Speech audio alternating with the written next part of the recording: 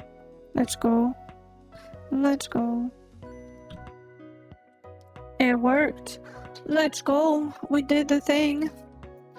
Okay.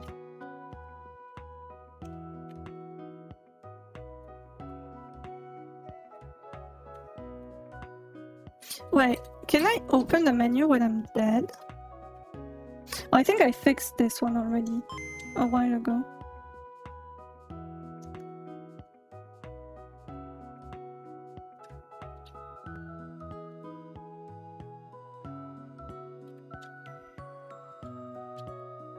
Right.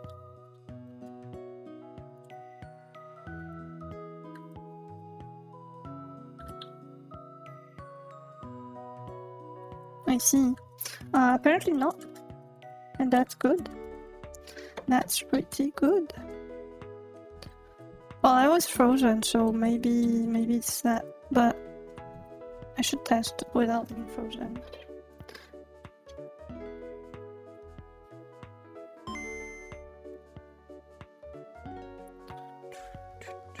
Bum, bum, bum, bum, bum, bum, bum.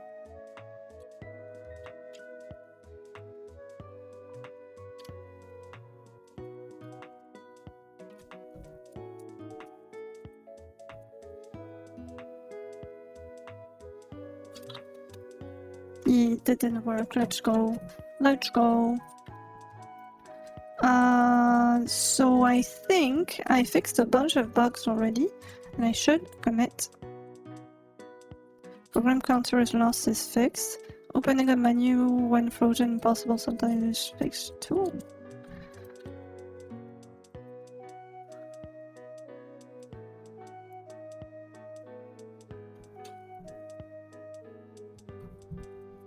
Vim entity init.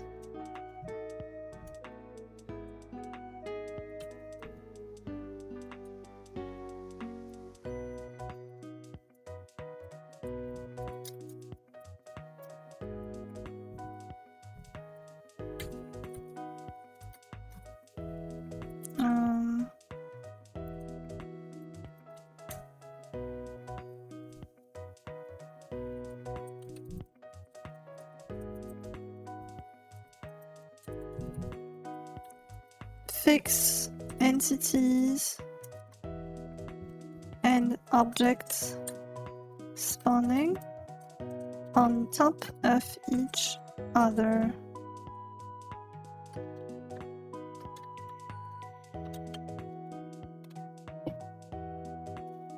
Let's go. Let's go. We did the thing.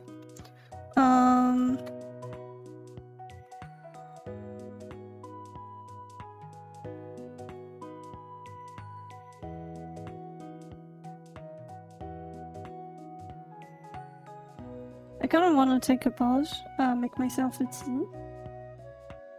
I think I'm going to do that. Making a tea. How long did it take me to write the Gameboy emulator? Well, I could check right now. Wait. I'm gonna do it on my phone, so no more tracking. Tracking dead. But yeah, I could check. I was not full-time on it, of course. I had a job at that point.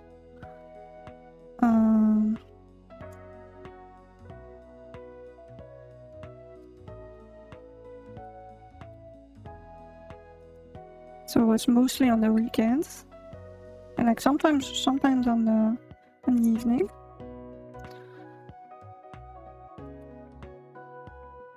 But commits.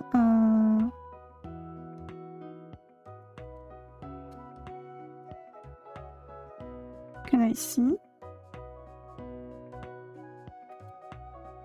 Oh, I cannot see the exact. Oh no. I cannot see the exact time. It's just saying 2 years ago. RIP. RIP. Wow, 2 years ago. That's wild. That is wild. I did not realize. But I think it was like a few months. I finally committed, and you will have no git history because it's too hard to not dox myself. Exactly. Yeah, because it was like it's committed, but like on an account that I use professionally in private, and so yeah, it's secret. You will not know. You will not have a commit history. But yeah. I should make myself a TSN. And also it's getting cold, so I should turn on the heat. The Astatin mystery indeed. You gave up trying to get Git not to show your email address at random? Do you know what? I have the technique. Oh, I changed it. Okay, I changed it. So I don't have the technique. Now it's Git at astatin.live, which is a real address. But like at some point, before I got the domain astatin.live, I had like astatin at redacted, and it worked. It just worked. But yeah, it's kinda dumb. Okay, tea time.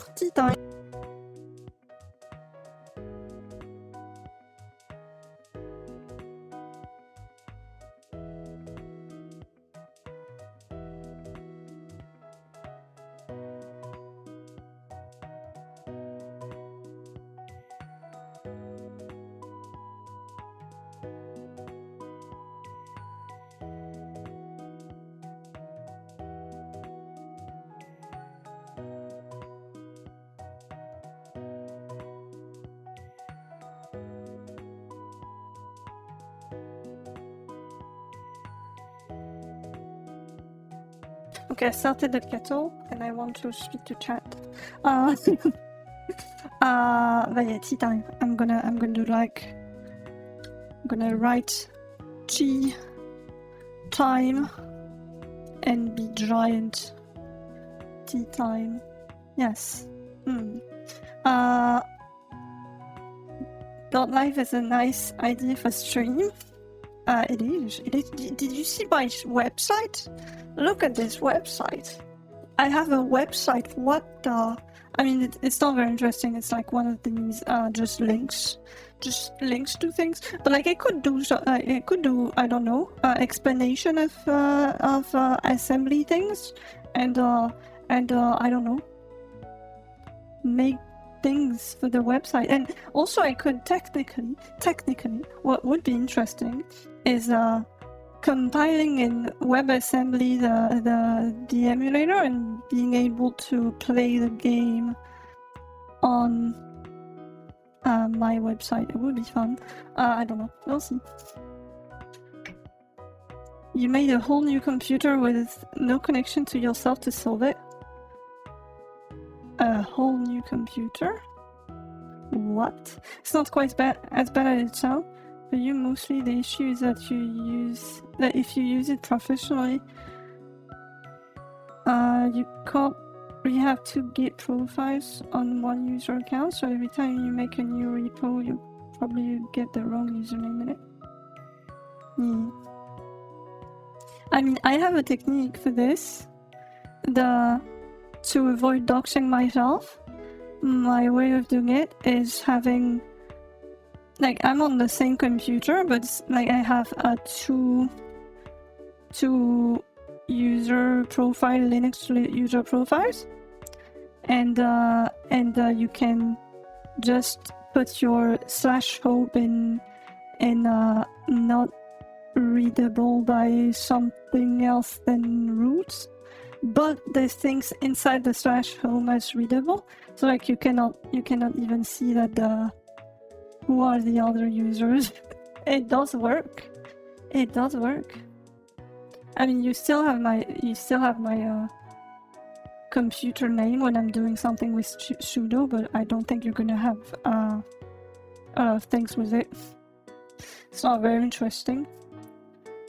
You were told that Git was a thing you do instead of making backups of copying files, so the idea of needing profiles or account to backup things sounds absolutely crazy to you. Well, what do you mean by... okay, there's two different things. They're like Git, and when we are talking about profiles on Git, it's just like a configuration file, which is git config. This is my profile. But also like you can host, you can just have Git and be happy with it and make your commits and be able to go back in time, but like not putting it on the internet. Or you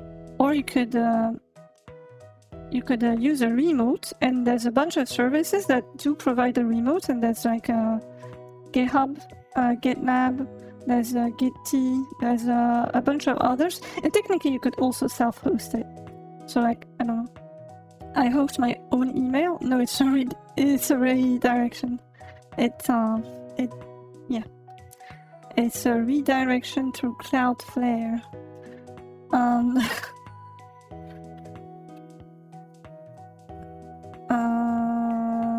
Yeah, this can work too, unless you set your computer search domain to yourfullname.com. The computer search domain? What do you mean?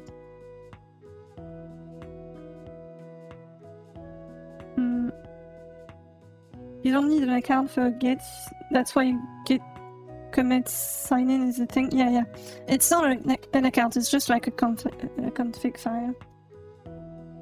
But like you need an account for GitHub, and usually you're uploading it to the remote via SSH. And you can also making it like to be sure that it's not GitHub that faked it. You could add a Git signing your commits, but I don't think I set it up on this one. Cloudflare offers email. No, it's not emails. It's like just email redirections. It's just when it receives the mail, it doesn't store it. There's nothing on Cloudflare, but it sends it to my another email address. Astatin method will work pretty well too. Basically, you just need to not be tempted to work on private stuff through your professional stuff login. Yeah. Yep.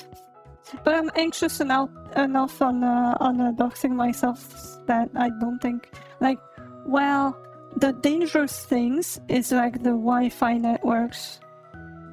Like if I open my Wi-Fi networks, like it's not directly doxing myself, but like you could probably see like I don't know which train station I was in, which is kind of not good. I don't know. But yeah, I'm pretty sure it would be difficult to dox myself through what I'm doing on stream. Also, don't make global configs, just config per repo. Yeah, apparently this is a global config. What is chain commit? Filter branch? I don't know why I did add that. It was a thing. I don't think it's useful, and I think I should remove it. But yeah, I never use change commits. It's not a thing. Lotus, hello. My tea is warming up. It is warming up. The things are being done. Look at this, wow.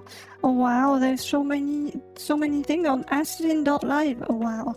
And you have the live button here where you can see the stream, and it's the stream, and I'm gonna cut the sound because it's gonna be an echo. And look at this. Oh, wow, infinite. The infinite Astatin.gov. Astatin.gov. Maybe, I don't know. Am I government now? Am I the government? Oh wow. etc mail name is mycomputer.myname, and etc domain is myname.com. Oh, I see. Yeah, don't do that. I do not do that. Yeah. Tea time. It's probably warmed up. I will make my matcha tea. Let's go.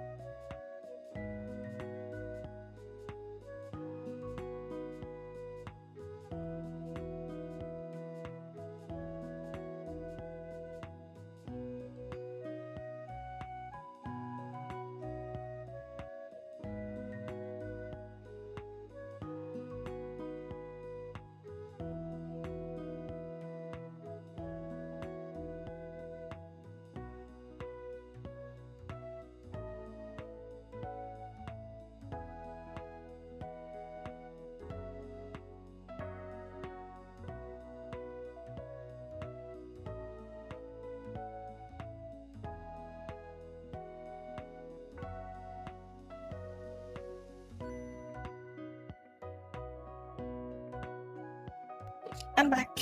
Hello. It's me. It's tea time. Total Astatin world government. I mean, do you want an Astatin world government? It would be a bit chaotic. I don't think it would work very well, and there would be a lot of dumb government things. I mean, does it change something? Maybe not. Okay. As noted, the issue that because of the way you set up your computer before you try to have more than one online identity, you are very identifiable from system config because the host name are all under your personal domain.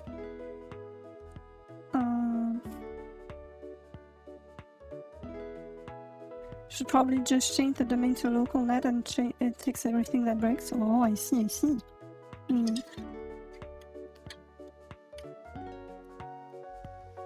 I should rule the world. Do I have this aura of like I can completely understand that. For example, I think that when I'm in Meisaka's stream, like she looks like she would be ruling the world sometimes.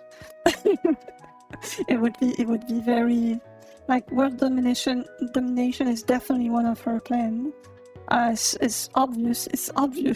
But like, do I have this? I don't know. I have a really strong aura of world domination. What the? Me? I'm the dumb. I'm just a dumb thing. Hello, the dumb. It's me. Dumb. Yeah, that's not. Okay. No, not allowed. We will not. No. Please restrain from this in the future.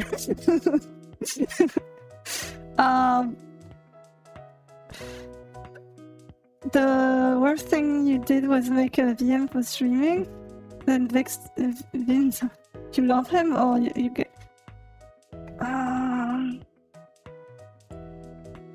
Okay. If you don't stop, you're getting banned. Like this is nope.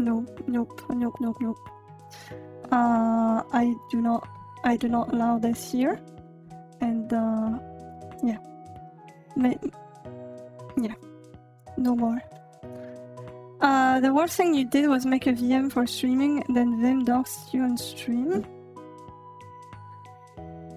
With one viewer who was probably not looking because a shared folder had your stray swap file from your Ultra computer. Anonymity is hard. It is hacking hard, it's true. Well, I'm pretty maybe.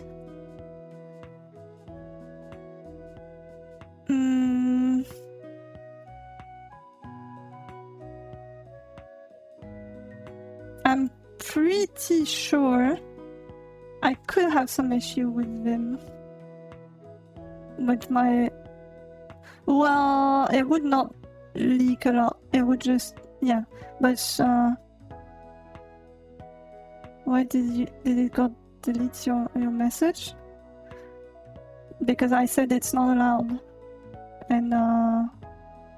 And you are very, very, very close to a ban now. Like extremely close. No one can control your motion? Your motion. Well, I could. Okay, chat, should I? Like you did, you are kind of the first that, I think you are the first that said a bunch of things like this after having come to like one stream and being nice for like one stream and a half. So like I have this little thing, but like this is not allowed. This is out of line. Definitely out of line. So I don't know. Chat, you decide the fate. Let's go. I cannot make a poll, but yeah, I don't know. You are extremely close. Please watch your steps. Throw a coin. I could. It's true. Okay.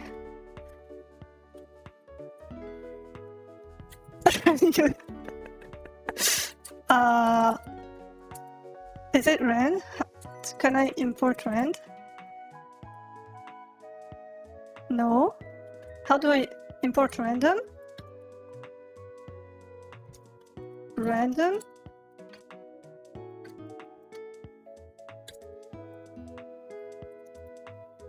Random? Random.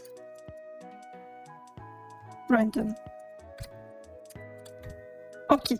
If it's higher than 0.5. Oh, choice yes, no. Okay. I would miss you. We'll see. So, is Khaled getting banned? The random Trojan. You can appeal. You can appeal if you want, but I want you to. I want an apology. I want an apology, and no more of this. Oh no, I'm sorry. Wait, I've banned Lotus. No, you spoke. I'm sorry. I'm unbanning you, Lotus. Lotus. Krishan, I'm sorry, no. Can you speak again?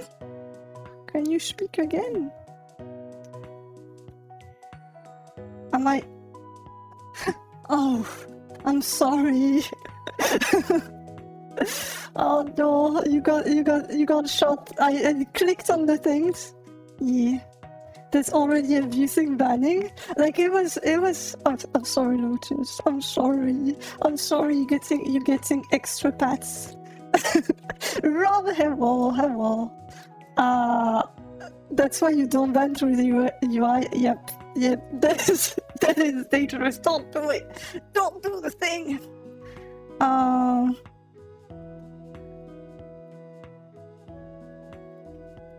We got the random the random decided the fate.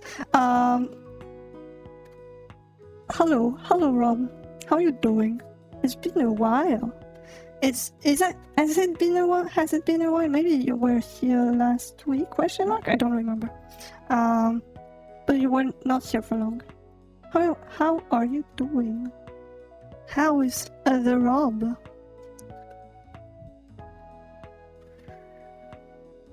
Venom Lotus is real? Venom? What? It's holidays, let's go. Rob is here. Pog. Yeah. What was I talking about before the band thingy? Is it Rob that makes the music? Yes, indeed.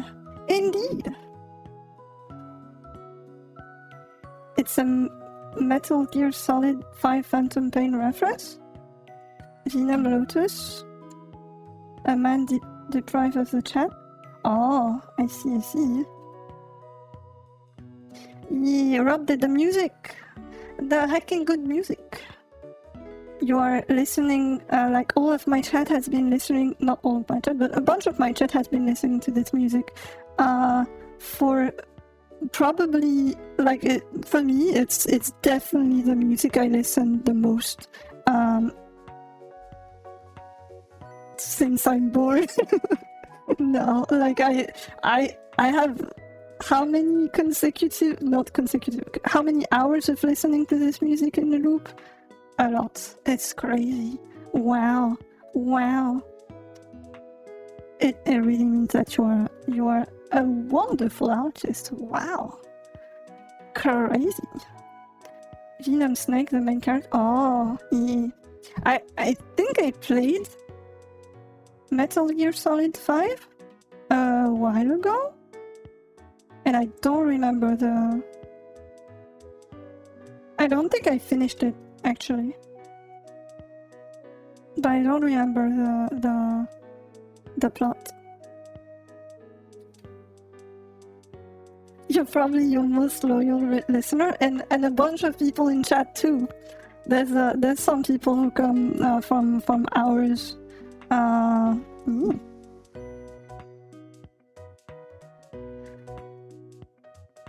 Even the song is full of subliminal messages that Astatin is slowly imprinting on all of us. It's true. You will not know what, but I am controlling your mind through this song. It's true. The plot is insane. Nobody gets it. I remember there was boats and a boat and infiltration. It's been a while. It's really been a while. You take no responsibility in the message, by the way. It's what Aslan's requested. The evil mind. Gremlin evil. It's me. Hello. It's okay. You have other minds to spare. That's true. You have a million minds. You have a million. Hideo Kojima doing Hideo Kojima stuff. Yeah, I don't know. Maybe I should try it. But like, can I even replay it? Because like, it's when I'm saying a long time ago, it was like I was still on Windows at that point. So it's like 9 years ago, 10 years, like pretty. Not that. Like, when did it came out? I think it was like probably not that. Wait. Metal Gear Solid Phantom Pain.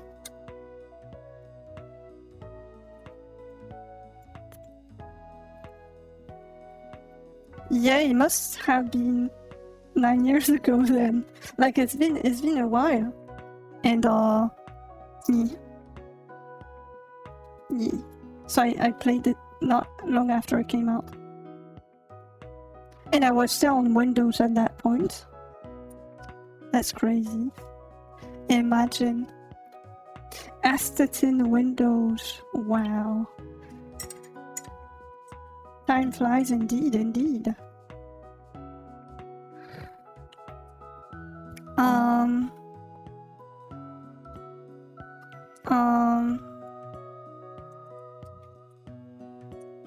Is it still tea time? Is it just yap time? I mean, I still have my tea, but I'm probably not gonna drink it all in one go. So I don't know. Are you like Linux now? I am on Linux. I am on Arch Linux, and it's been I think at first, like for a year or two, I was dual booting, and like I kind of stopped playing video games that much. Arch, by the way, Linux, indeed. By the way, do you know Arch Linux? Do you know Arch Linux? The superior Linux distribution. I'm joking. I mean, it's cool, but like, yeah. But like, I was dual booting for a while, and then I kind of stopped playing so much video games, and became a lot more interested into programming. So I wasn't booting Windows a lot, and then I think at some point I mistakenly formatted my disk. It happens sometimes. So I just reinstalled only Linux because I wasn't using Windows anyway, and yeah, I went full Linux. At first it was OpenSUSE,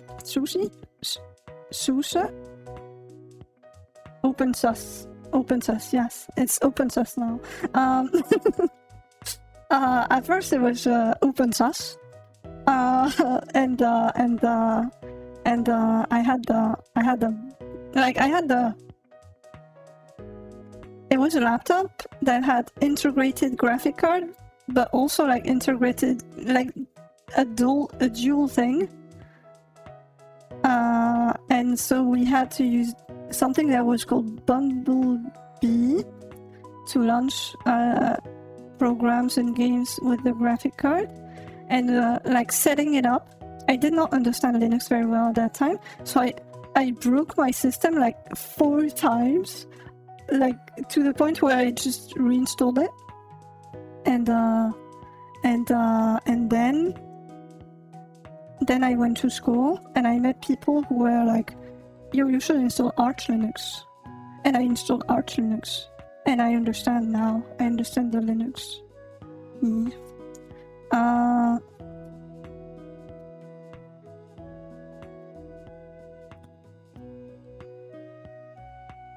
My Gameboy emulator would cost 70,000 to develop. What is slow count?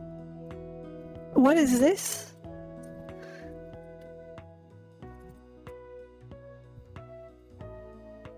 Source code line? Wait, if my Gameboy emulator is worth 70,000, like does somebody want to buy it? I would remake another one if you want. For 70,000, yes, of course. You were hearing stuff about Linux dev fighting over Rust being used in the kernel. Something sounds crazy. Well, yeah, lately there have been, like, I am very biased on this one, because like lately the person that was kind of in the center of the drama, Hector Martin, I'm kind of like a big fan of them, and they were like, basically the whole dev internet was kind of bashing them, so I was kind of sad about this. I don't know.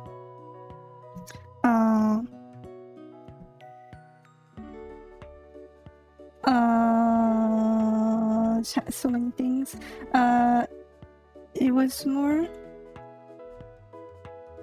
about one specific maintainer was going against an already established policy, but people pegged it on Rust Rust because hating Rust is hip. Yeah, kind of. Like, I agree with this. Like technically, Hector Martin did nothing wrong. Well, it's nothing wrong. They maybe the messages they sent were kind of a bit not very professional, but also it's completely understandable, I think. You thought it was Rust itself that was hip? Well, it's kind of getting, I don't know. Yeah, I think it's, I still think it's really cool, but like it's kind of like at the moment you have a bunch of people that kind of talk about like Zig and other things and are, I don't know, hating on Rust for some reason. I think it's just because it cannot stay hip forever. It's normal. People are getting tired of having it rammed down their throat. Well, they're saying this, but sure, I don't know. I think it's still pretty cool.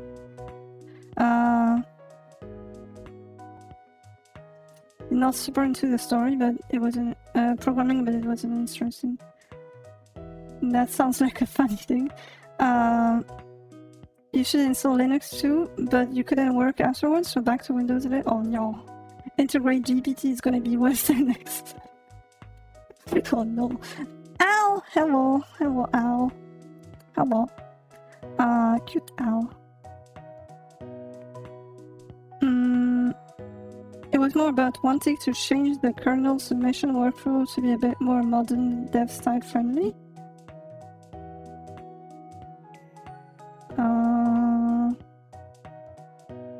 I don't know. Hector kind of jumped the gun, but the frustration didn't come from. That's what I'm saying.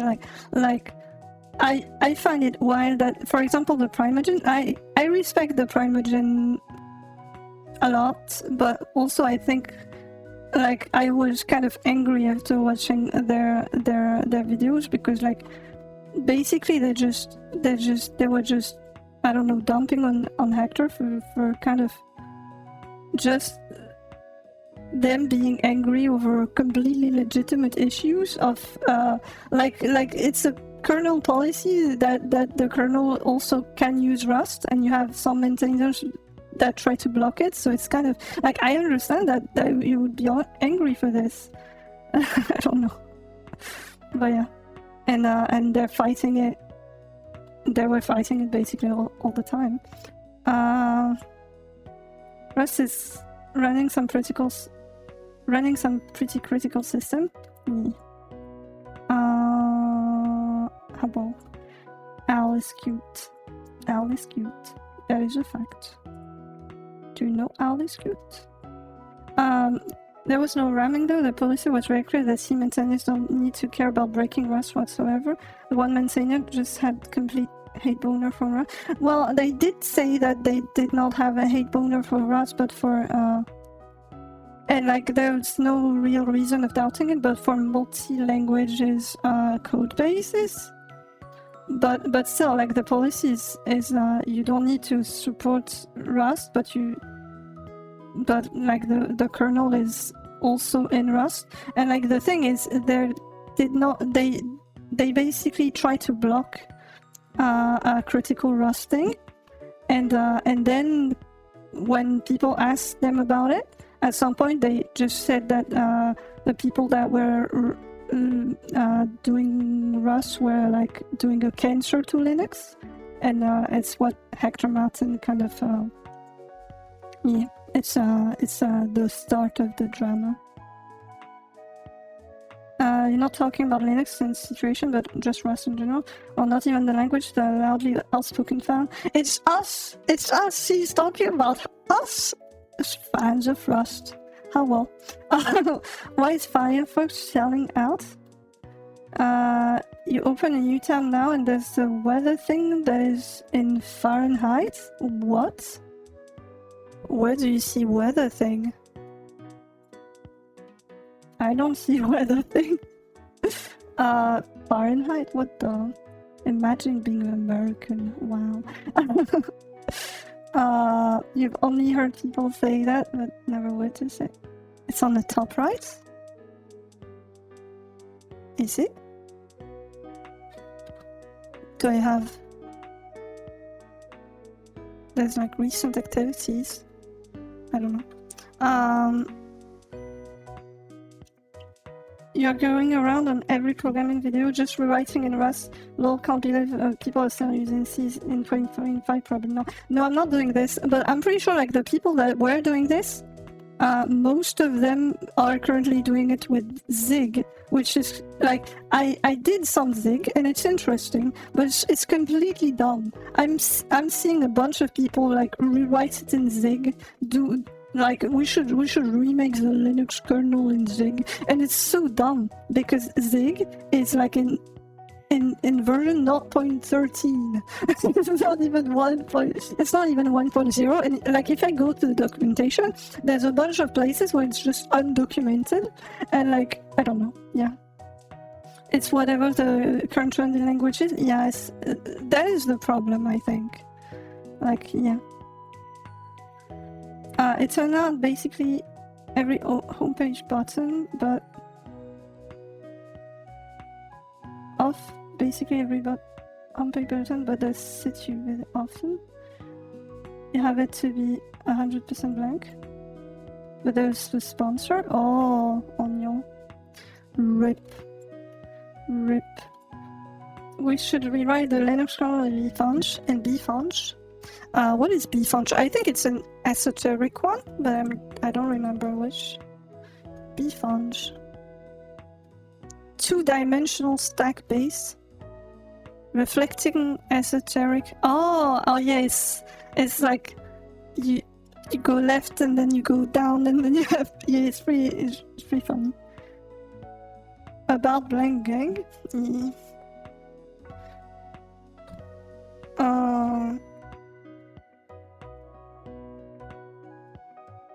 About blank.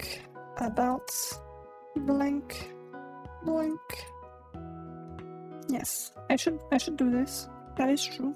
I mean, it's kind of, I don't know. Like, if there's sponsor, it's kind of dumb.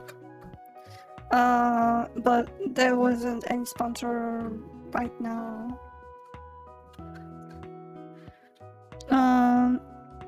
We definitely don't need another Linux. The level code is already complex enough. Linux? Well, I don't know. Like I think it's pretty good that people are trying things. I don't know. Robots heard? I don't know.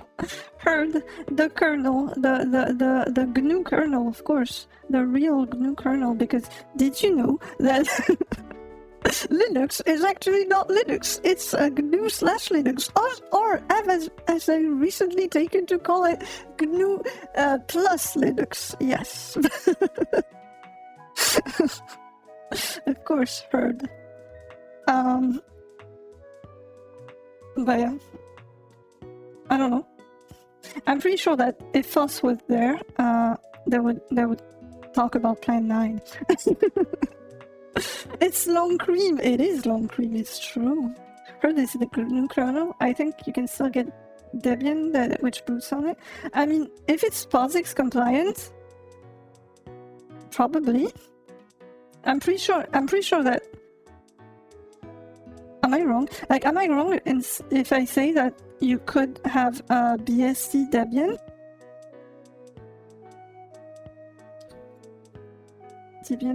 Debian port heard.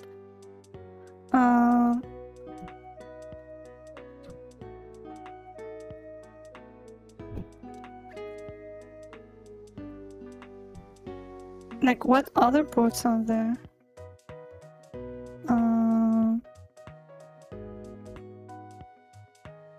Heard. Indeed, heard. Yeah, FreeBSD.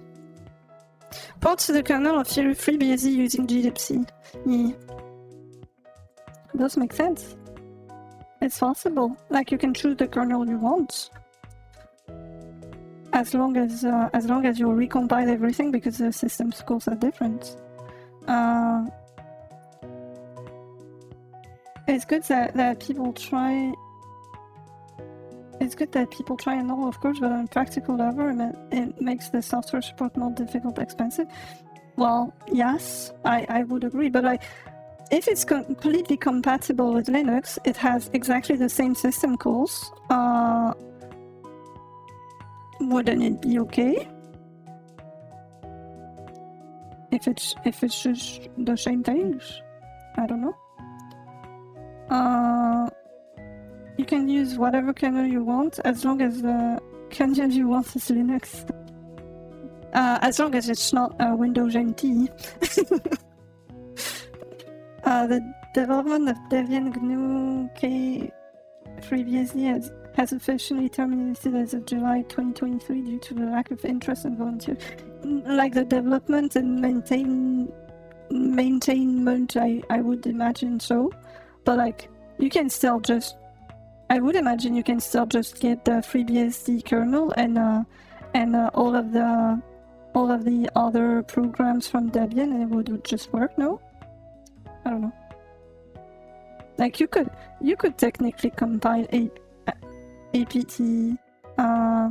I don't know how it's called.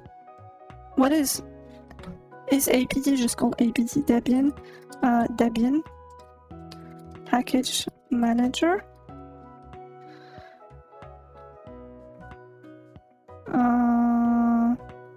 Is there a name for this? dpkg. Like you could technically just install this, but for the FreeBSD, but then you have to recompile all of your Debian packages. But that is like, I doubt that the thing itself is like Linux specific. It's probably the packages that are on the repository that are Linux specific. You just think that wait. If it was that perfect, yes, but 10 years ago something could be compatible with Ubuntu only, for example. I don't know how it sounds today. Does it?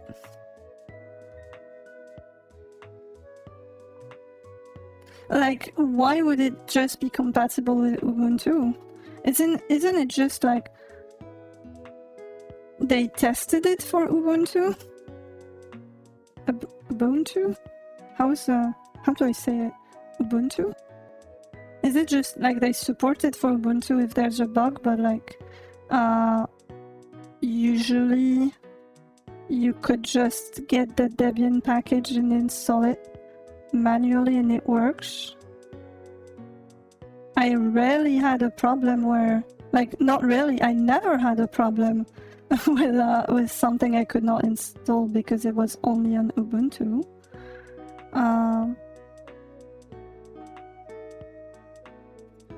Many companies don't bother with Linux compatibility. Yeah, I mean, it was the case for a while, especially for game stuff.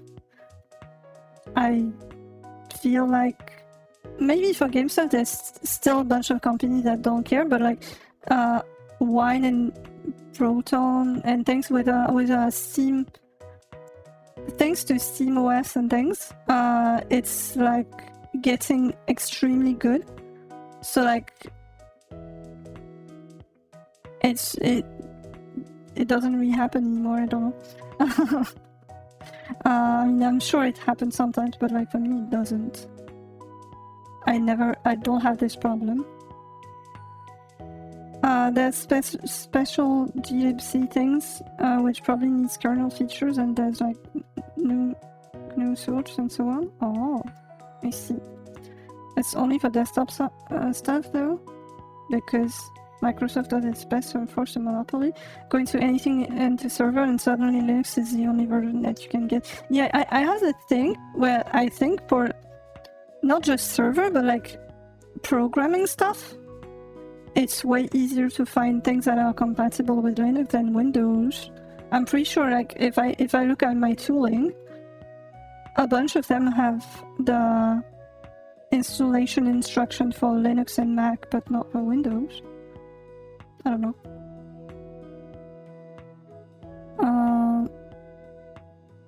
Most software for creatives are Mac, Windows compatible. Yeah. The community will often release the hack to make things work, whatever. The fact that Nix can run anything is a testament. At all is a testament to this. Yeah. It's not a monopoly when you have a duopoly. I don't know. When you have clients, you need the software support. When you have clients, you need the software support. Well,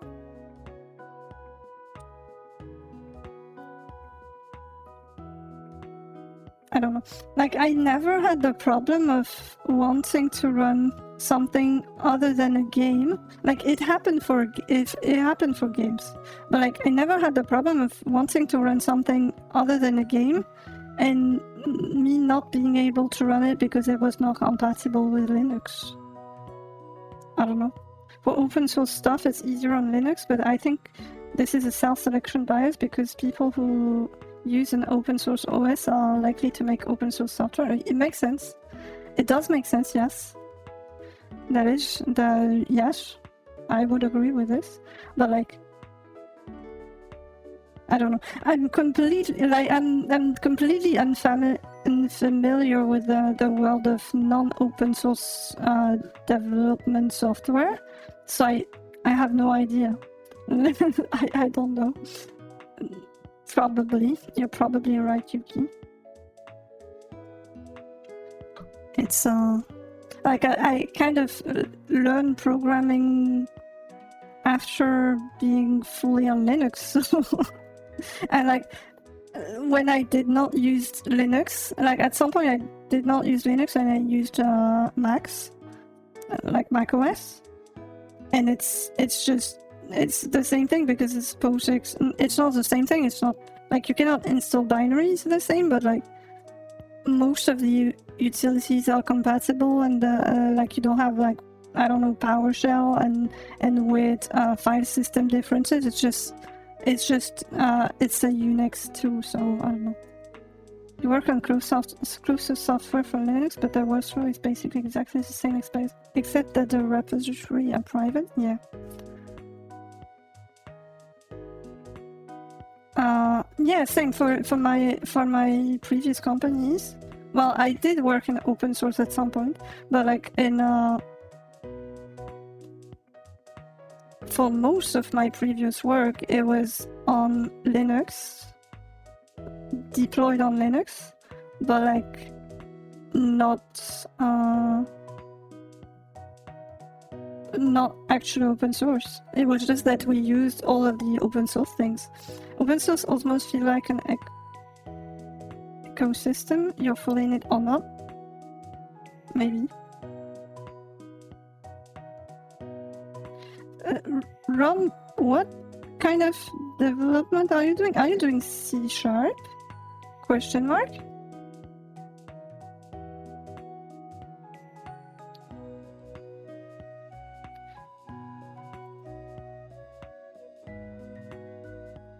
Because like most people, except Yuki is not in my categories. But like most people that run Windows I know are using C#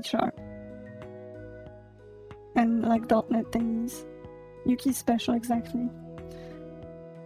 But like Yuki also did like some DOS development stuff at some point. I don't know. I saw a stream with this, so like I would imagine that she's not just a user but an actual expert. Unity is C#? Yes, maybe, but like I mostly meant like .NET C#. Java dev are often in Windows too, I think. Oh. Do I know any Java dev? I don't think I do. Godot can sometimes? Oh. But like Unity is available in Linux too. Well, .NET is also available on Linux as far as I know. But like I don't know, I know like 3 people who actually program for their job on Linux outside of Yuki. on Windows, outside of Yuki, and you wouldn't call yourself an expert just because you were trying to learn OS programming. Like most people don't know what a system call is. Like, or like they do because they followed a single course in university. So it's like you're probably an expert. DOS programming, yeah. I mean, yeah, I don't know. Microsoft stuff is slowly becoming open source though. The .NET repo, for example. Yeah, I heard that there are now they are multi-platform. They're like 10 years ago it was basically only Windows, but now I even have like one of the people I know, one of my IRL people I hang out with sometimes is using .NET for their work, and like they are currently switching the thing from the hosting from Azure Windows to something Linux, and they're not moving from C# because it will be way cheaper for them. I don't know. OS programming you would call expert? OS programming, let's go. I did some OS programming. Am I the expert? Let's go. It's rare to see people developing on Windows without an IDE. Super convenient for all of the integration around your code file. Yeah. Like I think the C# Windows .NET thingy is a smaller ecosystem than open source in general, I would imagine. I don't know, maybe not. Maybe I'm wrong. Astatin expert confirmed. Let's go.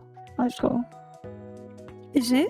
Look, like, is there, like, maybe I'm wrong. Like, Yuki, do you think there is a community of people, like a big community of people doing the same kind of thing as you in like DOS programming? And like, apart from Yuki and Rob and like people, like, am I missing a big chunk of the programming community that actually programs on Windows without doing C#?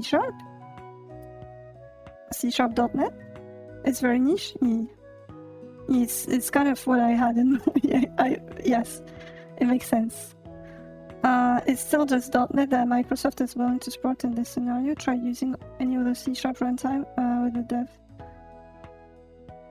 Windows without C# is not niche. Am I in a niche? Am I in a bubble? Because I actually don't know any. I mean, maybe there's people in the chat. Are there any in the chat? Like, I don't know. Other than C# on Windows. Like, I actually don't know anyone programming on Windows other than C#. It's crazy. That's crazy. That's wild. I'm definitely in the niche, the reinvent the wheel and Gameboy niche. That is factual. That is very factual. There's just many bubbles. It makes sense. It does make sense. But yeah. Tea time. It's not tea time anymore. I still have my tea and I drank like very few of it. I should drink a very big terminal. Small. Should probably go do some work. Bubbles. Uke bubbles. Cute. By the way, Uke, we need the long Uke plushie. It is required. I need this to live. I will. You don't even know what .NET is. You know some C++ for Unreal and Riser, but it's just small thing. .NET is like a big framework for coding. I would imagine, like, the people I know doing .NET are like web developer, but I don't know if it's only web development. Yeah, the long Uke plushie. It's yes, please. I would buy it. Like, I would buy it when I'm back in France. I cannot buy it now. but like I'm back in France in like a month and a half, so I doubt you would do it. You would have the time to do it before. Question mark. but like I am. Count me in the people that would buy the Long plushie. I am here.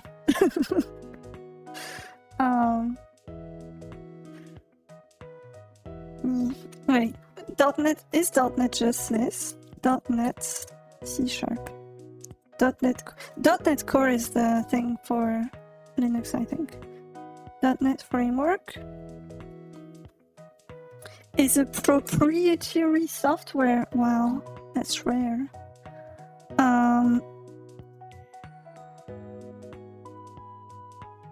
.NET being superseded. So it's not necessarily for web stuff. User interface, data access, database connectivity, cryptography. It's not just for web stuff, it's for a bunch of things. Desktop.NET is big in automation tooling and such for lots of large companies. Oh, I see. .NET Framework is old for only .NET. It's just called .NET. .NET Core. .NET. Okay. It's free and open source. Wow. It's crazy. I see.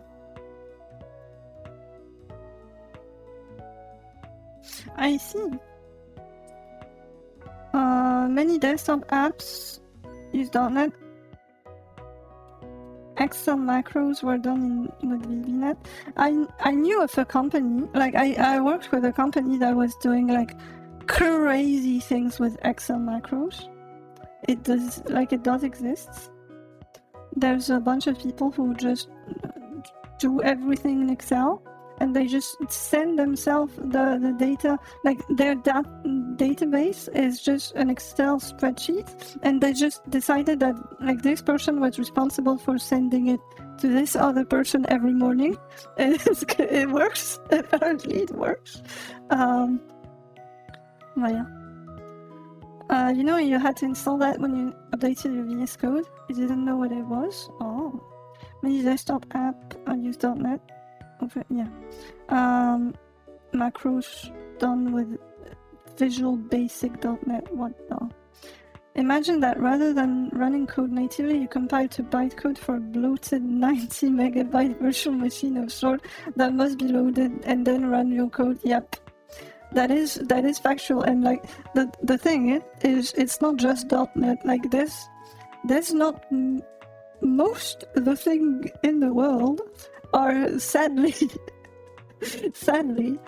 not most of the thing, but like a bunch of developers are coding for either the JVM or .NET, not .NET, but like runtime C#. I don't know if it's maybe it's .NET then. And interpreted languages. So like, and even me, technically, this is a virtual machine. Like I'm running the Gameboy thing in a virtual machine. Like the goal is kind of to make it work on actual hardware. And it's probably very heavy. Maybe not 90 megabytes, but like it's statically compiled with Rust. So there's probably a bunch of bloat. It's 2.8 megabyte. What the? But I'm not Microsoft.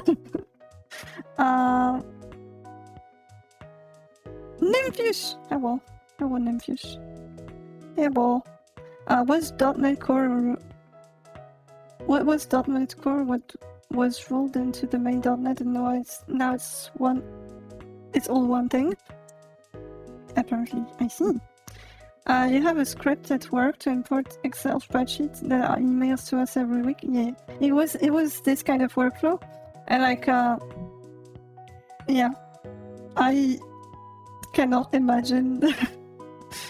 I mean, people are working in very different worlds. It's crazy.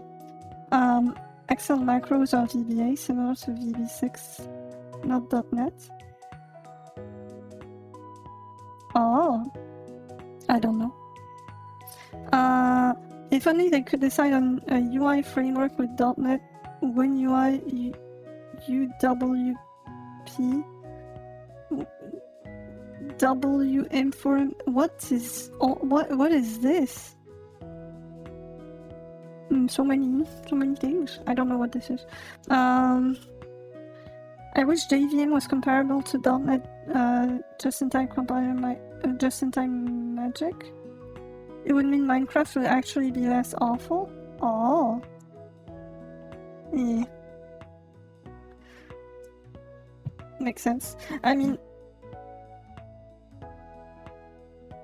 I don't understand the JVM, but isn't JVM is not just in time? Why? Like it seems like there's no just-in-time runtime for JVM is kind of wild because it seems like it's one of the biggest runtime that exists and ever existed? Question mark. It seems wild that it's not doing any optimize. Like I would imagine that it's optimizing, but I don't know. There's a JIT in the KVM, but the C# one is generally better. Wait, what is KVM? Oh, it's you wanted to write JVM, I see. Yeah. You think they do some JIT, but it's not as magic? Oh, I see. Java can be very fast, but you have to write it in a very careful way. Yeah. I tried some Java, but like before, in my days, like when I started actually coding, Java ran on 3,762,868 trillion devices. True. Production code is never written carefully.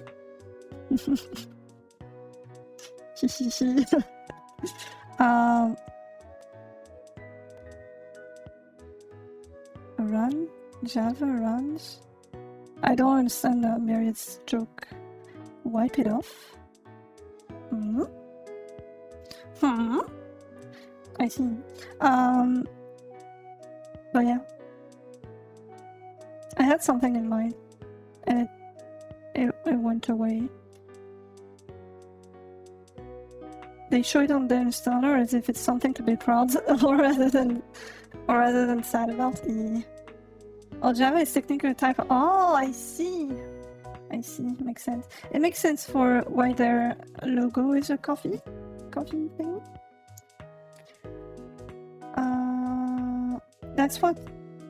That's why trying to use ultra performant language compiler doesn't make sense for 99% of the industry. Train your devs. God damn it. Yep.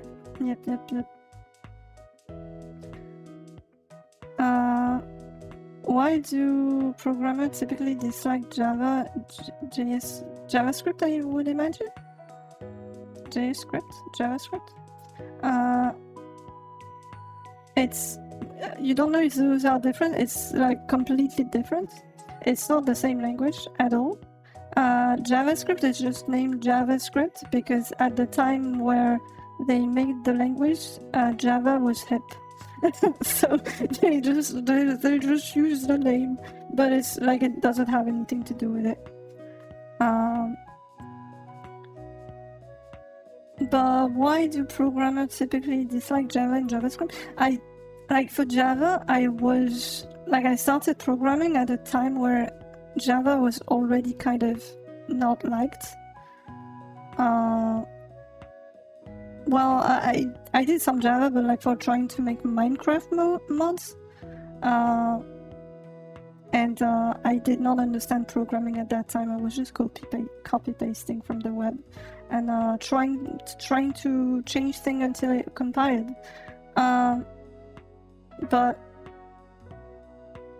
JavaScript, I can kind of tell for JavaScript, it's like it's a like it became too much hip. Like way more than Rust, for example. Okay, I'm joking. Way more than Rust or thing, and like to a point where everything is made in JavaScript, but like technically the language is not like it's not very well thought out, and like they were trying to kind of fix the problem with TypeScript and things, but it didn't actually because it's just like it's not actual types, it's just types hints and things, and also like it didn't fix all the problem with like I don't know like it's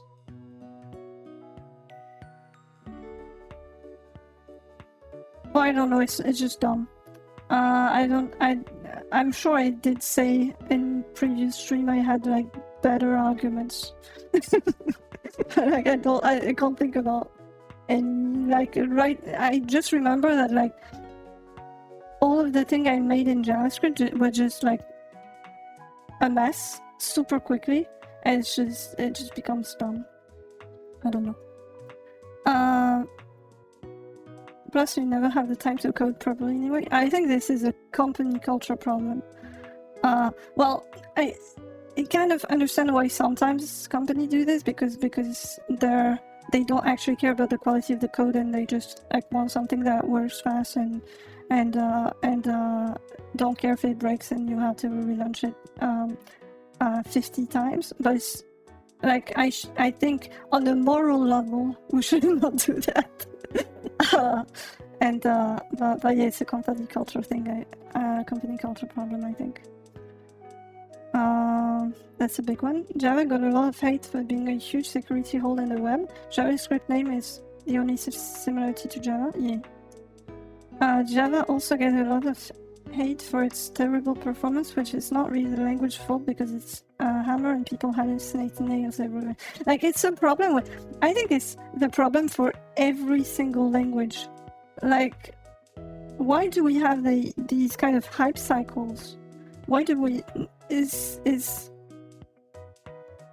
why when like a language gets everyone wants to write in this language, and people are just going crazy and like saying that everything should be done in X language, and it has been like I kind of only experienced the JavaScript one.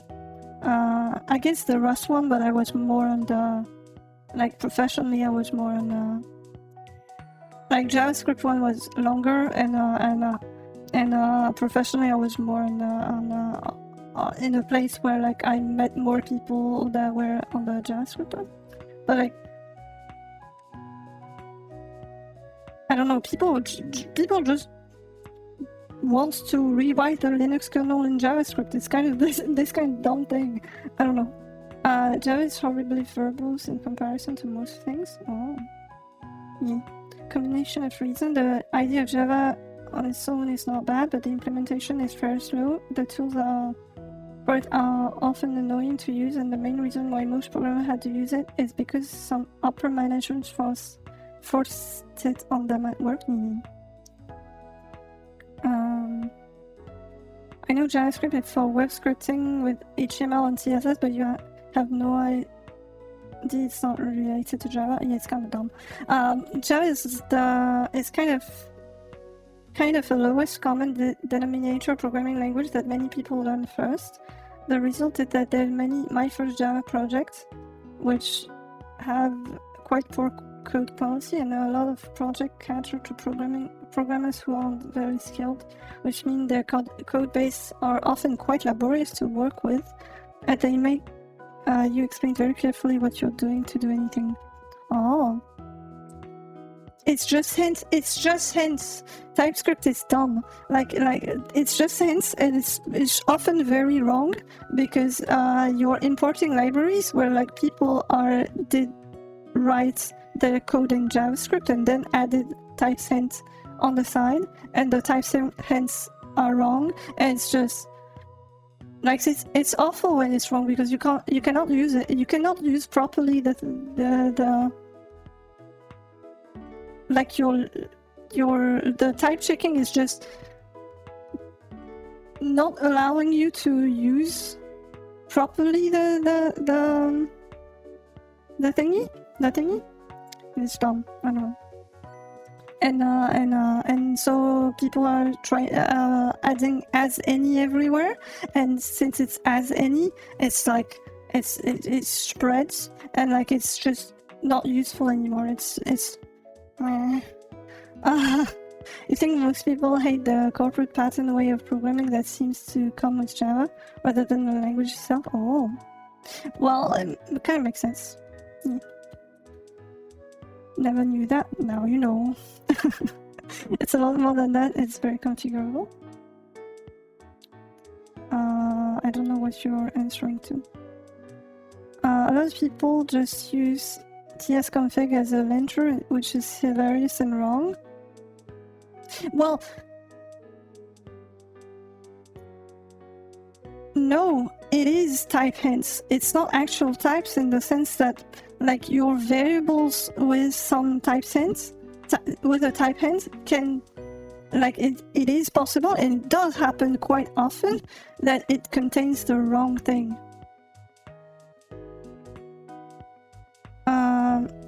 Java types are compile time checked and not resultant code.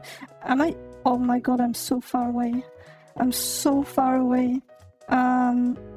Java types are compile time checked and not in the resultant code.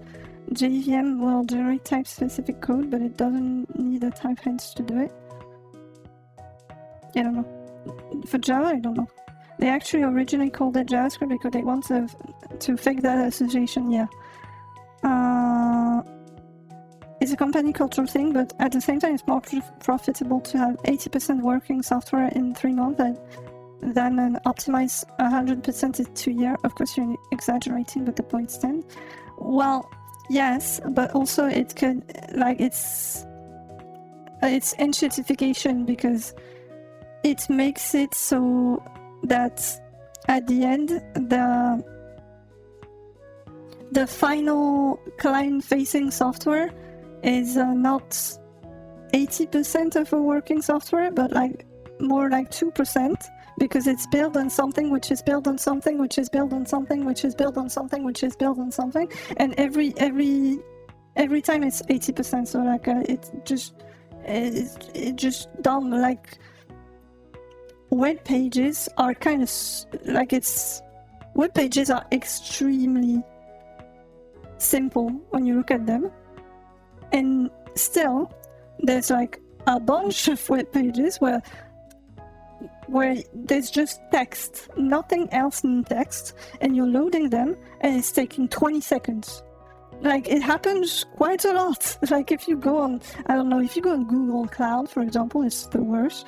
But like if you go on these kind of things, like it's just like a dashboard. Like sure, if you have graphs, maybe the graphs can take a long time to load because there's a lot of data. But even when it's just like a bunch of links to other pages, it's still super slow. I don't know. People are fickle and just want the new shiny thing that will solve their problem instead of working harder and smarter. Yeah. I think JavaScript offers too much freedom, which allows you to write very messy code. Yeah, I agree with this. Just ignore the extremists and haters and just use what's cozy for you, unless you are constrained by performance, and please don't use the high-level language of my code. Yeah, like I'm dumping on JavaScript, but I think Nymphius is right. Like this is my personal opinion, and the languages you use should not be it should not be the languages the people around you tell you are the right one, because it's just like you should choose for what like what you are doing at the moment, and the situation, not just what you are doing. Like if Haskell is the best language for what you're doing, but you don't want to learn Haskell, it's completely legitimate. You don't have to learn Haskell. It's okay. Linux does run in JavaScript. Linux does run on your... Well, yeah, I'm sure there's a bunch of emulators, ARM or x86 emulators for JavaScript, so it would make sense. Rewriting the Linux kernel JS seems like a fun way to run a whole Linux stack on the web. JS Linux? Oh no. Oh no, what is this?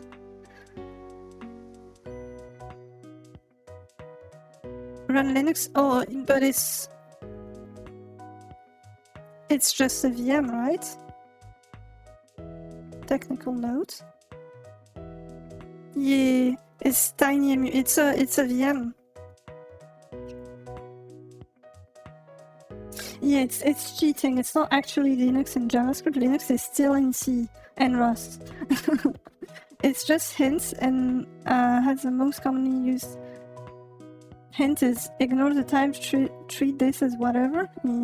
Yeah, that's true. You have a bunch of people who are just like putting any when it's too complex. And it's so dumb.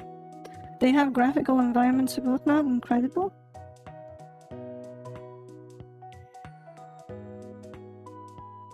My argument against TypeScript is people write bad libraries, so it's all bad. Well, okay, I have this argument, which is like, this is true. I am saying that people do make bad libraries and it's bad, but like, my best argument that I have is that I have worked with people who were making a mess in JavaScript and TypeScript. Like when they did like TypeScript stuff and JavaScript stuff, it was a mess. But like if you put them in front, and they were way more experimenting in TypeScript than anything. But if you put them in front of Golang, then it was clean. So like I'm pretty sure I'm pretty sure there's a problem in the language. And like I am like, I did not do, maybe not on the same level as them, but also I did have a tendency to like overcomplicate things in TypeScript. So like I don't exactly know where's the problem elsewhere than like the problem in the dependency management system and the bad libraries and stuff. But like there's a problem fundamental in the language somewhere, and I don't know how to pinpoint I don't know. I mean, if most libraries are bad, then it seems like a pattern propagated by the language itself. Yeah, true. At the end of the day, you think it's similar to a video game? If a video game is good, it's running on Unity on Unreal. If it's running on Unity or Unreal, it doesn't matter. It doesn't matter what language you're using. What matters is the software at the end. Is it doing what you want? Is it fast enough? Then everyone is happy. Yeah. Yeah, I'm just dumb. I'm just so dumb. Don't listen to me. But yeah, you are right. You don't need to switch to Arch Linux. You don't need to rewrite everything in Rust. It's fine. You can do some JavaScript and TypeScript if you want. I will not get angry. But I don't want to do any. Even the problem of flood shitty libraries, it's definitely a thing, but I think that's not cause for declaring the whole language bad. I don't know. Definitely shit to find it in the wild though, since people are lazy and will fall back on bad libs, and so we're kind of screwed, I guess. Yeah, I think it's like kind of a big problem.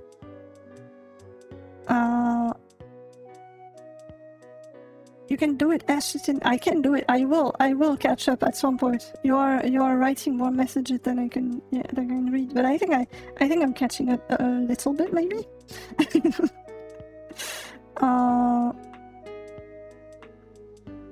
A folder really with a couple files. I don't know what you're saying. Your hosting provider websites take 30 seconds to load our server cost list. Our hosting provider website takes... Yes, this kind of thing, like, it's... I don't know. It's so dumb. There's not that many information to write, but it's just because they are using, like, the latest hip React thingy, which became, like, super ginormous. And so they have to load, like, 1,000 libraries for doing a list of links to other pages. It's dumb. You're defending quality. People don't care about quality, unfortunately. Look at the at any mass consumption industry. Web and software are the same. Most people use stuff, not good stuff. Yeah. I mean, sad. I wonder if Astatin will remember what we are replying to. Well, I remember what Rob said, like which thread. I kind of remember the different threads, so I just sometimes I'm lost. It depends on the context. Fabien Vellar, the guy beyond JS Linux, is a magician. Oh, I see. Well, right now Linux is still just in C. So far, Rust is only allowed in drivers. But I mean, drivers is most of, like, isn't it most of the Linux kernel? There's like something in common, but I would imagine that you don't have, I don't know, maybe not. Not sure you would agree if you can write bad library in any language, and yet some languages seem to be plagued by this more than others. You think that's a perfectly valid aspect to judge a language by? It's part of it. It's definitely part of it. Like for JS, it does play in it. Like for Python, well, Python is not the problem. Is not the libraries. The problem is maybe it's the libraries, but like usually the problem is just the package manager. So maybe not for Python. But yeah, it definitely has an impact. The fact that there's so many dumb stuff that, like, if you want to use the most basic framework on, not most basic framework, it's not basic, the most common framework in JS, it's like React, and you have a million dependencies. And in these dependencies you will have things with that are written badly. I don't know. I think the main problem with JS is that the skill floor is so incredibly low, and the tooling to get started is so easy to obtain that there's just so much more bad code in the wild and so many more low-skill coders. Am I gatekeeping them? I mean, yes. Yeah, it kind of makes sense, but it's like, I think is it the only problem? I don't think it is. I think the fact that it's possible to write this kind of thing is, like, it's possible to write TypeScript things that are not actually following the type sense. It's kind of annoying. Maybe I'm dumb, but the dumb folks is fun to listen to. Let's go. Rob was right. That was a big topic. Yeah, but I like yapping. It's cool. You also think it's super cool that we're so animated about this subject. It's so that at least some people still care, and that's genuinely heartwarming. Thank you for warming my heart. Let's go. I don't think drivers are majority of Linux, maybe by line of code, but you could fairly easily be running just devices that don't include any Rust in their driver. I am pretty sure that when we compile the Linux kernel, most drivers are not compiled. Question mark? I don't know. because it would be very, very, very, very, very big, maybe. Your hosting library page is not even React. It's probably just a poor ORM use. It's probably executing something like last sort getting voice amount per server in servers for invoicing, get invoices, invoice server equal server, something horrible. Maybe it does 100,000 SQL queries. Yeah. Well,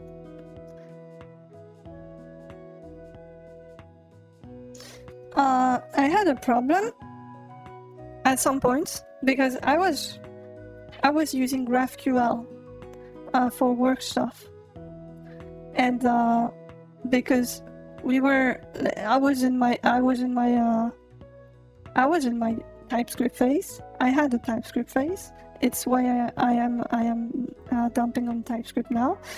but like in my TypeScript phase, I was like for work. I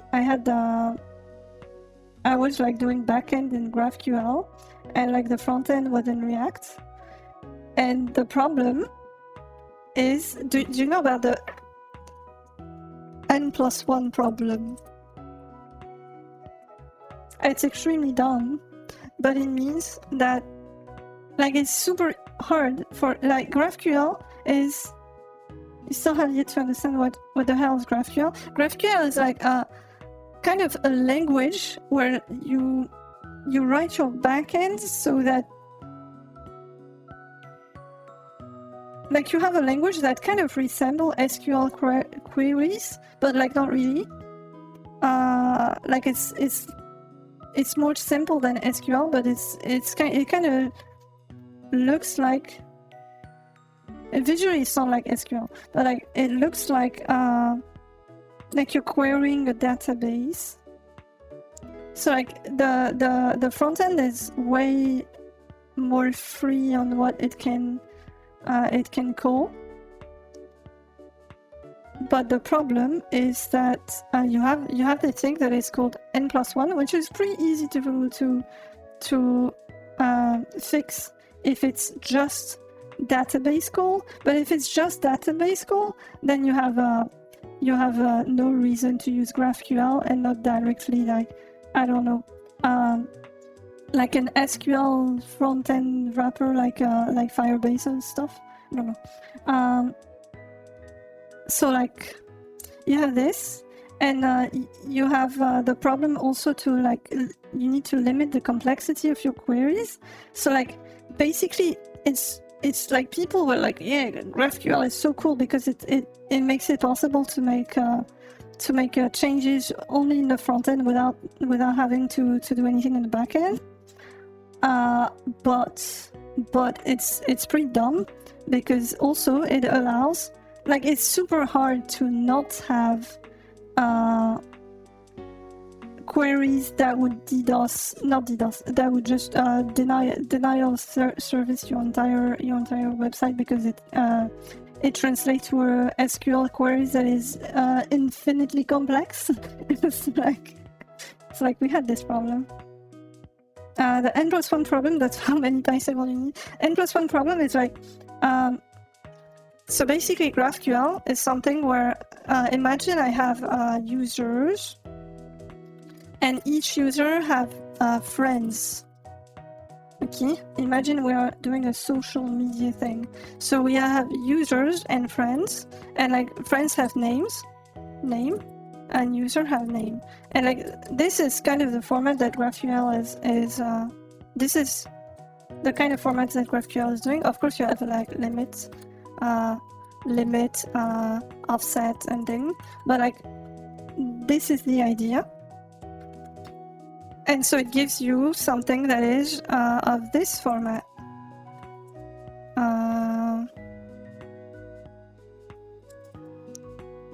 Something that is, I don't know, name, hello? No, name Rob,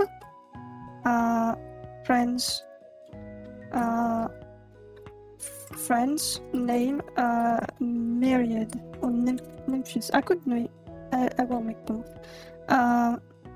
Myriad and Nymphius.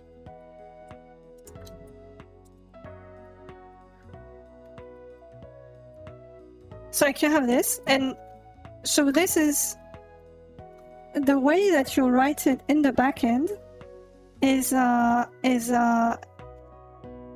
write a resolver for everything.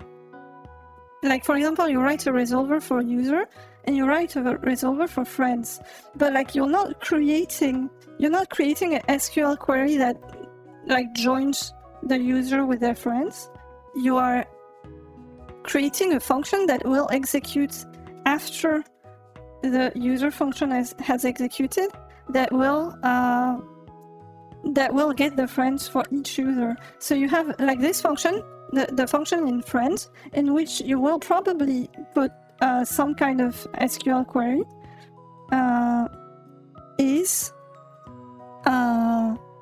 this function in friend is executed as many times as there are users. So at the end, you have a query for the users, and if the result of how many users is n, then you have also n queries, so n plus 1. This is the n plus 1 problem.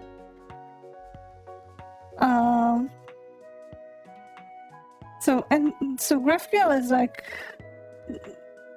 like it was not the right thing to do for what we did, but like I don't remember why I went to GraphQL, but it was really dumb. Backend expose everything, frontend takes what it wants. You don't change your DTOs, all dev are happy, but it's not like in theory. GraphQL is great because devs are too stupid to disable all this schema doc endpoint for public access. That is true. For pest testing, so convenient. Not a problem with GraphQL itself, but rather all the common tooling with it. Yeah. On every GraphQL documentation and tutorials and thing you have, don't forget to disable it in production. That is true.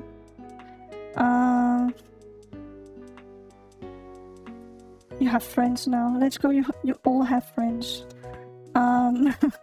It's basically an ORM problem. They usually provide a way to specifically ask for certain things. Yeah, but like select related. But in this case, it's not like the way it's solved is using a thing that is called data loader. That is magic. Like it's black magic. But like it's time based. It's time based. It's like how much. Yeah, it's crazy. So like the way it's because here it's not exactly like ORM, because you don't have like you cannot add select related, because it would kind of be like a join. It would kind of be like a join, except like select related would be kind of a join. But like the thing is here, the resolver for friends executes for each friend after you are for each user, sorry, after you did the you got the result from users. So it's not a GraphQL thing, it's an Apollo thing, but like yeah, it's the resolver are like executing in the library I used, and which was the most common. The resolver executing once per user, and like the way they fix it is by making a global variable that is a data loader, that is waiting, like it's sending the requests, like it's building a request in a defined amount of time, and like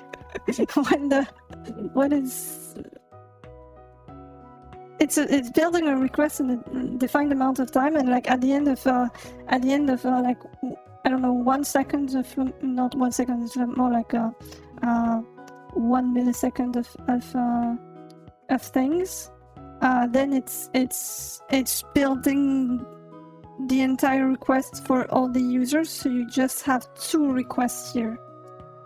It's kind of dumb. So basically move the backend to the front end. Yes, that is. Okay, I pinned your message. It wasn't intentional, but sure, you can be pinned. That is okay. Okay. But yeah, it moves the backend to the front end.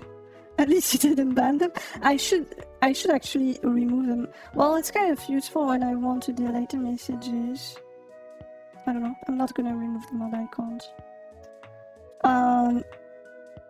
Let's go. You did it, Myriad. But yes, basically it moves the logic. Like, it doesn't move all of the backend, because the idea is, like, you don't want to just...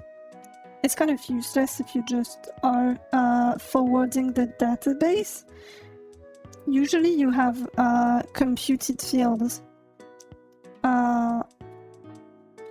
But yeah, basically the idea is this. The logic is with 5 people that get shout outs, you're cool enough to get pinned. Let's go!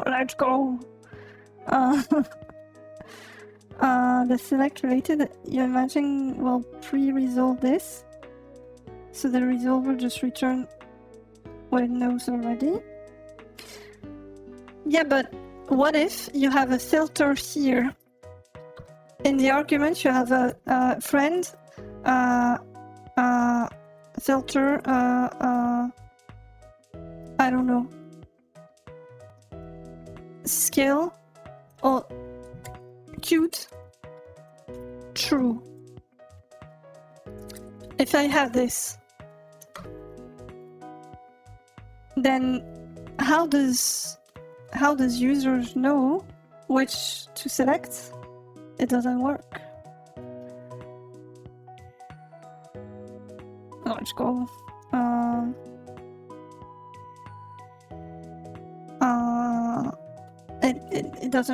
It doesn't work anymore.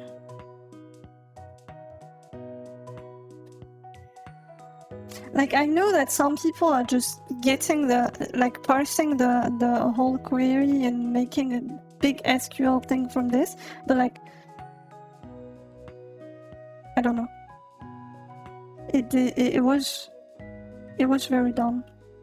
It sounds like a lot of work for nothing, for no reason, because the goal of GraphQL was kind of to be able, like, allow the front end to have more flexibility on what it wanted to test, and not having to write a new route for everything. But yeah, I don't know. Users doesn't know, you basically just have to tell it. But yeah, it looks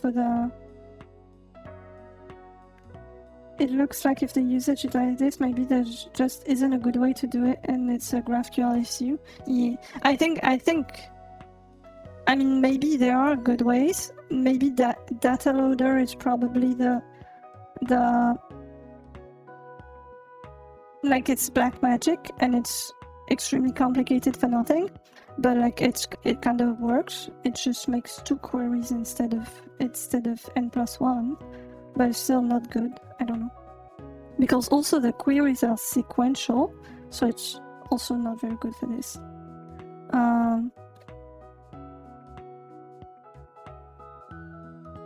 That kind of sounds like your backend becomes a wrapper from GraphQL to SQL. What happened then if you get a database that supports GraphQL directly? Well, it exists. I'm pretty sure that Firebase is this kind of concept, but like the goal, for us at least, was like, not everything was in the database, and some things were like computed on the fly, or yeah. So like, it wasn't just a wrapper for the database. GraphQL allows faster iteration for building apps. If your business guy is like, I want to see this data, boom, just add it to the front end without borrowing your backend guy. Exactly. There's little to no technical thinking.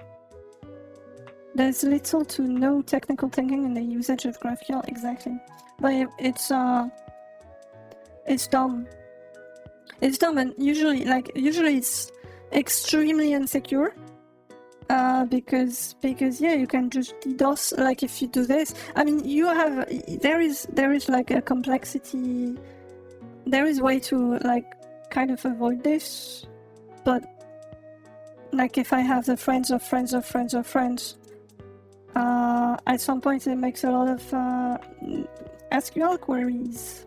But yeah,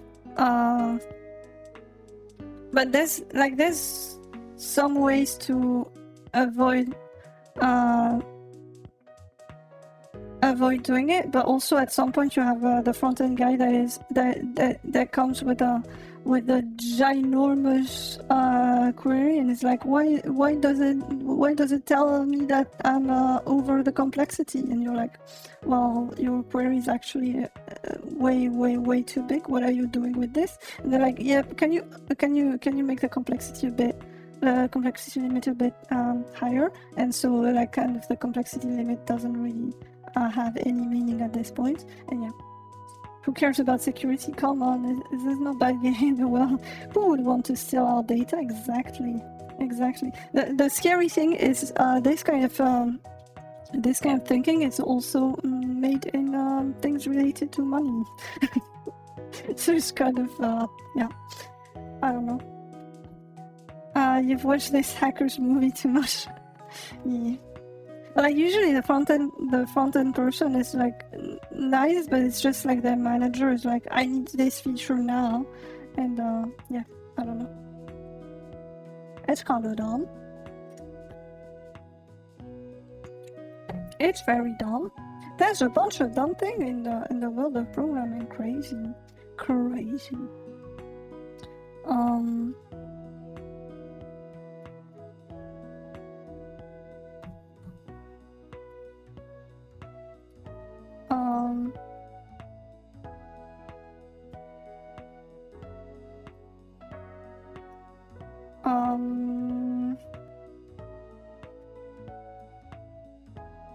Okay, do you want to be rated to alkaline? Do you want to be rated?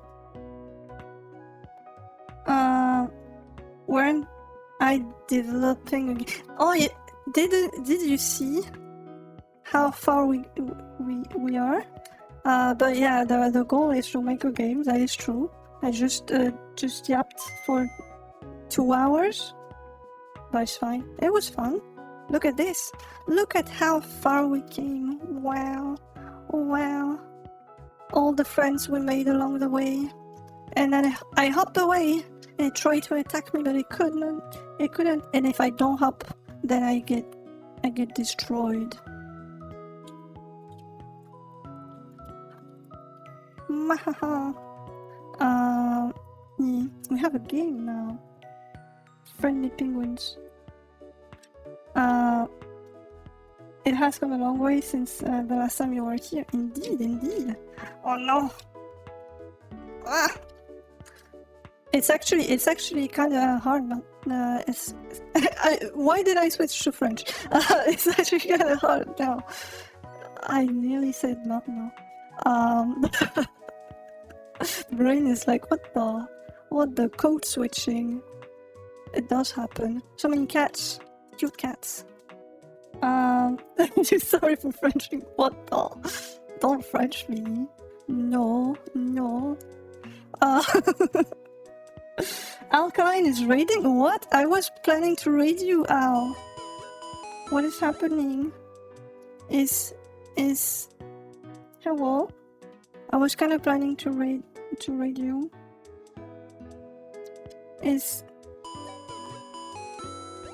Thank you for the follow, Free Enden Rose and SNW. Why? It's just a small test stream, no crashes. Okay. So, when you say a small test stream, Are you extra tired too? Okay, okay. Oh! What did we find? It's a bug. Hello, bug. I see a bug. We found a bug. I don't know what the hell is happening, but we did.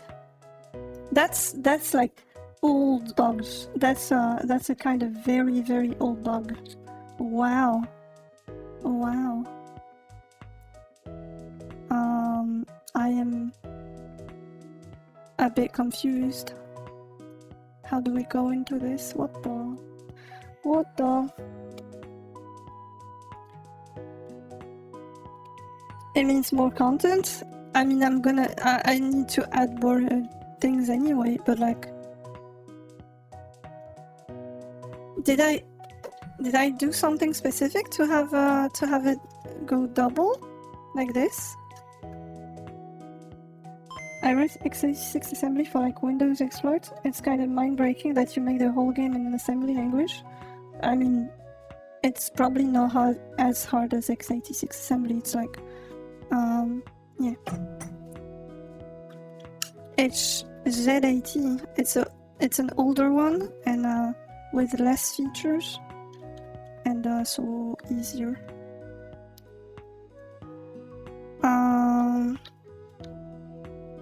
How did it happen?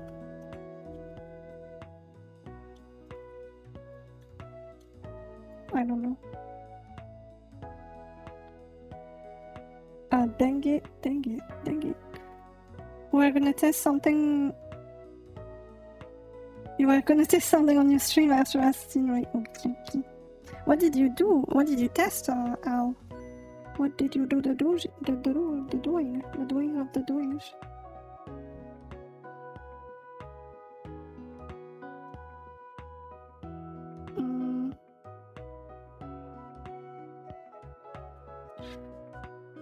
But like, who do I raid now? Okay, I don't think I'm gonna fix the bug now. I'm probably off stream. I'm probably gonna try to reproduce it because it's probably a difficult one. I don't know what happened.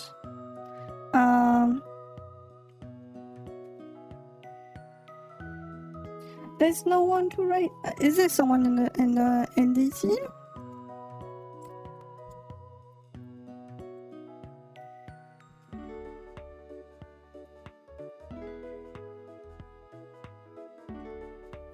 There's Clayman.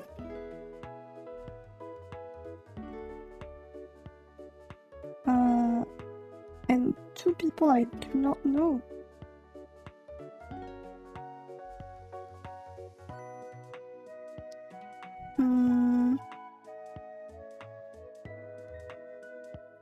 Is there someone in the green circle?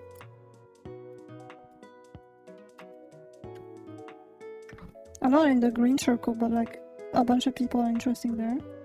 There's nobody in the green circle. Oh no! Am I ending stream without raiding for the first? I mean, I did it once, but it was because I was, I don't know. Or do I raid like, do you want to see Rust? Do you want to see some Rust? I could raid Toggle bit. That is a possibility.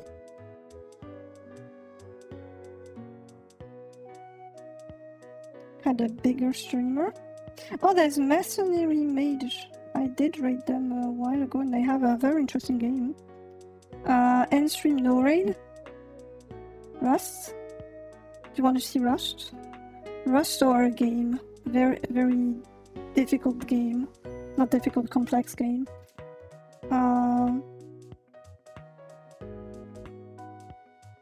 Okay, I'm gonna raid Toggle bit. And probably raid and run because I'm gonna get the food. It's kind of a bigger stream, so the chat is probably a bit different. But yeah.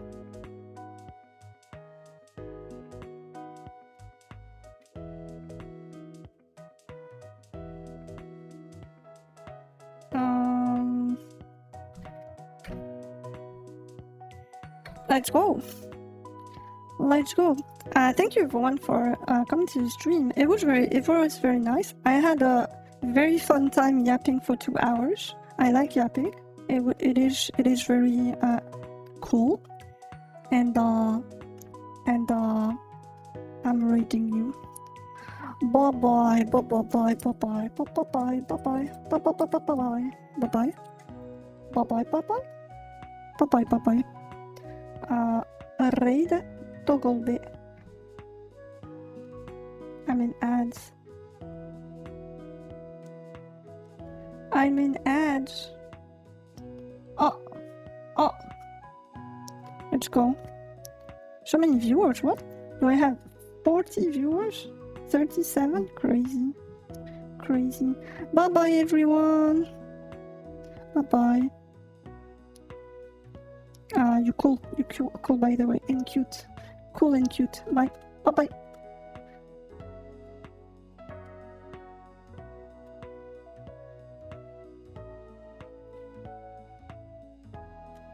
I'm reminding you of this. So if you use this method of dealing